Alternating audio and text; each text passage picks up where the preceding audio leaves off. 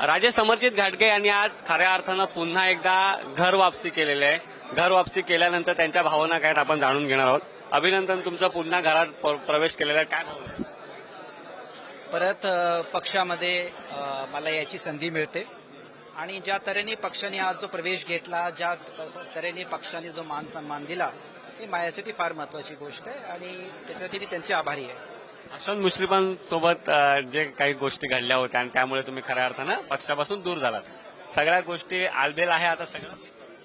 Strong coordination Mushrif साहेबांनी माझ्यामध्ये आहे. आम्ही जेव्हा अलायन्स केलं तेव्हा आम्ही ठरवलं की पॉलिटिकल फायदा होतो, 1 वर्ष झाला, पण आपल्याला काही बोल्ड डिसिजन्स घेतले पाहिजे.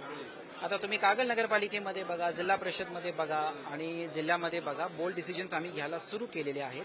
आधी घेत नव्हतो कारण आम्ही एकामेकाचा फायदा घेऊ का, पण आता आल्यानंतर विधानसभेचा विकास आणि जिल्ह्याच्या विकासासाठी देवेंद्रजींच्या नेतृत्वाखाली आम्ही हे डिसिजन्स घेऊ.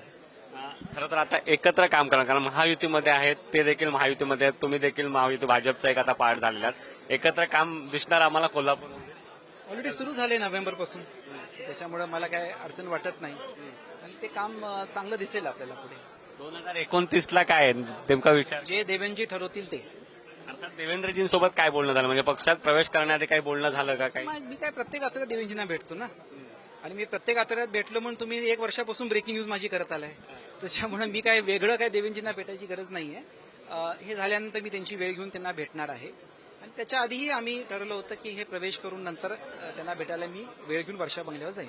काही राजकीय आश्वासनं देवेंद्रजींकडून मिळालीत का? कारण आपण जर बघितलं असाल, तुम्ही तयारी करताय गेली अनेक वर्षापासून, त्याचसाठी तुम्ही पक्षातून बाहेर गेला होतात, मात्र आता पुन्हा काही राजकीय आश्वासन मिळत आहेत का? 2019 मी मागितले नाहीत आणि आता ते तुम्हाला ब्रेकिंग न्यूज करणं साहजिक आहे, कारण Vidhan Parishad around the corner आहेत. हेच 1 महिन्यापूर्वी झालं असतं आपण राज्यसभाची ब्रेकिंग न्यूज केली असती. So that is okay.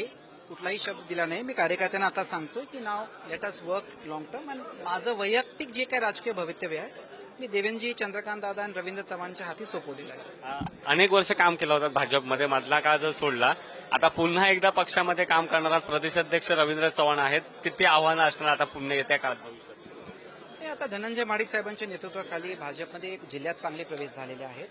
आता त्यांच्या नेतृत्वाखाली एकत्र आणि संघटनात्मक वाढवायचे कामं माझी चालू राहतील. पक्षप्रवेश झाला, मुश्रीफ साहेबांना भेटणार आहात की नाही? आता कालच भेट झाली. काय झालं बोलणं?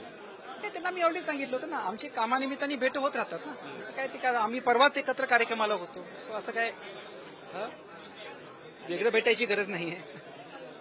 नक्कीच आपल्यासोबत समरजित घाटगे होते. खऱ्या अर्थानं ते सध्या आपल्याला सांगत नाहीयेत राजकीय पुढची गणितं, मात्र त्यांचा आज भाजपमध्ये घर वापसी झालेली आहे आणि आज घर वापसी झाल्यानंतर ते मुख्यमंत्री देवेंद्र फडणवीस यांची देखील भेट घेणार आहेत. कॅमेरा पर्सन विजय सर, सुशांत सावंत, पुढारी न्यूज, मुंबई.